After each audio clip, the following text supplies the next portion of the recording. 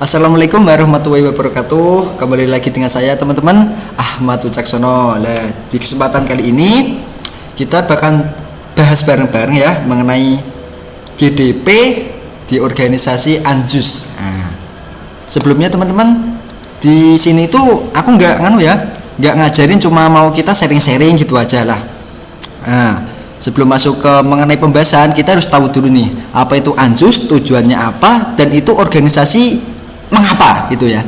Oke, yang pertama kita masuk dulu ke ANJUS. Nah, di sini aku mengambil materi dari kelas.pintar.id teman-teman. Nah, di sini langsung aja, ANJUS merupakan organisasi persekutuan antara 3 negara, yaitu Australia, Selandia Baru, dan Amerika Serikat, guna menghambat persebaran komunis di kawasan Australia dan Oceania dengan mengembangkan forward defense strategi. Nah, organisasi pertahanan internasional ini dibuat pada masa Perang Dingin, yaitu saat dimana kekuatan komunis Cina meningkat dan menimbulkan ketidakstabilan di mana-mana. Nah, saat ini ANJUS beroperasi dengan tujuan untuk menjaga relevansi lingkungan yang terhindar dari ancaman para teroris. Yang kalian ini jangan coba-coba jadi teroris ya teman-teman ya. Udah repot, tujuannya juga ngapain aku nggak tahu. Jangan kepikiran lah jadi teroris itu. Langsung masuk. Awal mulanya dari berdirinya organisasi ini, selain karena ancaman komunis, juga hilangnya kepercayaan Australia terhadap Inggris yang bisa menjaga keamanan dan pertahanan negaranya. Pada awalnya, Australia menjadikan Inggris sebagai kiblat dalam menjaga keamanan dan pertahanan negaranya. Bahkan Australia menyerahkan dengan penuh keamanan dan pertahanan negaranya kepada Inggris yang dinilai merupakan negara kuat pada masa sebelum Perang Dunia terjadi. Nah, gitu teman-teman. Kita langsung aja masuk ke tujuannya ANJUS. Nah, ini adapun tujuan lainnya dari berdirinya organisasi pertahanan internasional ANJUS ini antara lain: yang pertama, untuk saling membantu dalam mencegah para agresor atau penyerangan yang dapat muncul di kawasan Australia, Selandia Baru, dan Amerika Serikat. Menyusun koordinasi pertahanan bersama di wilayah Pasifik.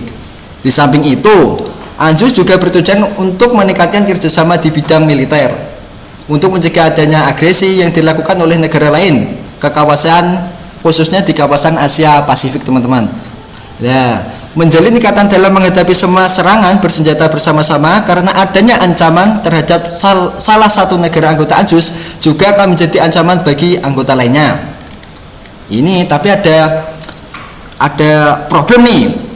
Pada tahun 1985, sistem pertahanan ini berubah menjadi sistem pertahanan bilateral, yaitu AUS, atau antara Australia dan United States atau yang disebut sekarang Amerika Serikat.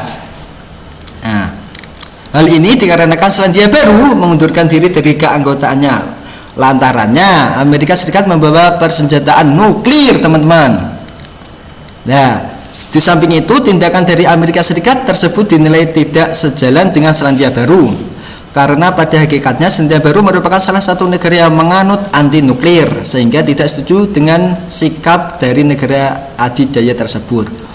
Gitu teman-teman. Jadinya pada tahun 1985 itu Amerika udah mulai membawa persenjataan nuklir teman-teman ya, mengakibatkan Selandia Baru mengundurkan diri keanggotaannya. Tapi di konten kali ini pada ANJUS ini kita fokusnya ke Amerika saja, nggak usah ke Selandia Baru atau Australia.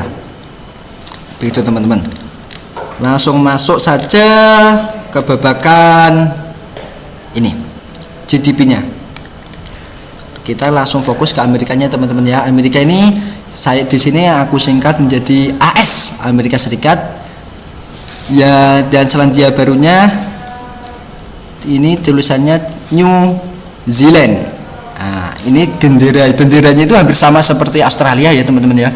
Cuma ini bintangnya kalau Australia itu putih, kalau New Zealand merah teman-teman. Nah, langsung masuk aja. Amerika, benar teman-teman ya.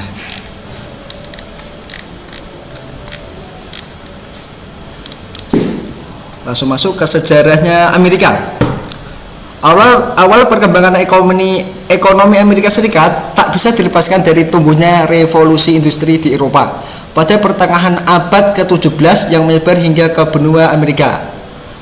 Nah, ini materinya ini aku ambil dari kelas pintar kalau nggak salah ya teman-teman ya.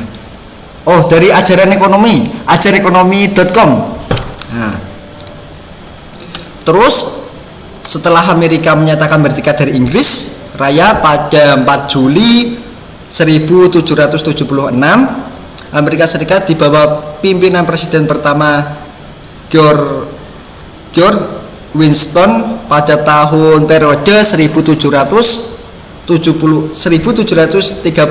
hingga 1799. Nah, ini menitik beratkan perekonomian di sektor pertanian teman-teman pada saat itu Amerika. Data menyebutkan bahwa 9 dari 10 orang Amerika Serikat berprofesi sebagai petani.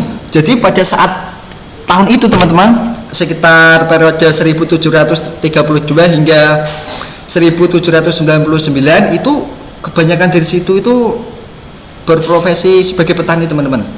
Yaitu dari 9 dan 10 orang Amerika. Oke. Lanjut. Pada kurun waktu tahun 1861 hingga 1865, Amerika Serikat mengalami perang saudara Civil War yang melibatkan wilayah utara dan selatan negara tersebut. Di satu sisi, wilayah utara merupakan kawasan industri seperti perbankan, manufaktur, dan transportasi di mana tenaga kerja memiliki keluasan untuk mengembangkan potensinya. Kita langsung skip teman-teman ya, langsung kita masuk di era berapa ini? Enak ini. Dari tahun anu aja. Tahun terpilihnya Franklin Roosevelt. Oke. Ini pada tahun 1882 hingga 1445. Tahun 45 kan kita sendiri ya. Merdekanya negeri kita Indonesia Raya merdeka.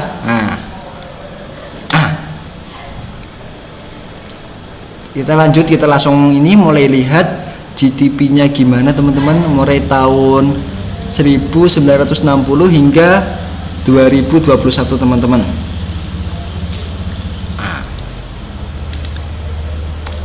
Pada era ini Presiden Amerika merencanakan ide pemulihan ekonomi nasional yang dikenal dengan nama New Deal. Adapun kebijakan yang diambil antara lain melalui program penyelamatan industri, perbankan, serta penciptaan lapangan kerja baru. Lebih lanjutnya, era 1980-an ditandai dengan adanya konflik kawasan Timur Tengah. Kita lihat teman-teman, di GDP-nya itu pada tahun ini gimana gitu loh. Apakah disalip dengan Selandia Baru maupun Australia? Kita lihat teman-teman. Ini kan masih tahun di 1964 nih. Kita tunggu sekitar 20 tahun nih. Nah, ini Selandia Baru mulai nyalip Australia mulai menyalip Selandia Baru ya. Tapi kalau kita lihat di tahun-tahun ini, kurun waktu 1968 ini Amerika benar-benar masih kuat banget ya teman-teman ya. Kita lanjut nih. Kita sambil baca-baca yang di era Timur Tengah itu teman-teman. Ditandai dengan adanya konflik di kawasan Timur Tengah yang mengakibatkan meroketnya harga minyak mentah dunia. Hal ini berdampak negatif pada perekonomian domestik Amerika Serikat. Wah, ini kita harus cek nih pada tahun ini Amerika gimana loh GDP ini. Udah mulai kelihatan ya teman-teman ya. Australia benar-benar langsung melejit pesat mau nyalip Amerika, apakah bisa nih? Tapi tetap nggak bisa sih, Amerika nih bos, senggol dong. Nah, kan main nih bro. Ini kita kira-kira durasinya sampai berapa menit teman-teman.